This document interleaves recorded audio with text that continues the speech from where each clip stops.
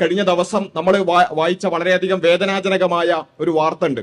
നമ്മുടെ എറണാകുളത്ത് ഒരു ട്രാൻസ്ജെൻഡർ ആയിട്ടുള്ള ഒരു വ്യക്തിയെ അതിക്രൂരമായി പീഡിപ്പിച്ച അല്ലെങ്കിൽ അതിക്രൂരമായി ഉപദ്രവിച്ച ഒരു വാർത്ത നമ്മൾ എല്ലാവരും കേട്ടിട്ടുണ്ടാവും. യഥാർത്ഥത്തിൽ ഇവിടെയാണ് ഇത് രണ്ടും വേർതിരിയുന്നത്. നമുക്ക് LGBT ബന്ധപ്പെട്ടുകൊണ്ട് അല്ലെങ്കിൽ ഇത്തരം ധാർമ്മികതയുമായി ബന്ധപ്പെട്ടുകൊണ്ടുള്ള വിയോജിപ്പുകൾ ഉണ്ടാകുമ്പോഴും ഏതൊരു മനുഷ്യനെയും ഉപദ്രവിക്കരുത് അല്ലെങ്കിൽ അത്തരത്തിലുള്ള ഗുണ്ടായിസങ്ങൾ കാണിക്കരുത് എന്നുള്ളത് അടിസ്ഥാനപരമായി ഉറക്കെ പറഞ്ഞുകൊണ്ട്, സദാചാരം ഉറക്കെ പറയുന്നത് പോലെ തന്നെ ഇത്തരം ഗുണ്ടായിസങ്ങൾ പാടില്ല എന്ന് ഉറക്കെ പറഞ്ഞുകൊണ്ട് ഈ ഒരു പ്രോഗ്രാം ആരംഭിക്കാനാണ് ഞങ്ങൾ ആഗ്രഹിക്കുന്നത്. ഇത് രണ്ടും വേർതിരിച്ച് മനസ്സിലാക്കേണ്ടതുണ്ട്. കള്ള് കുടിക്കാൻ പാടില്ല എന്നതൊരു ധാർമ്മികമായ ഒരു മോറൽ പൊസിഷനാണ്.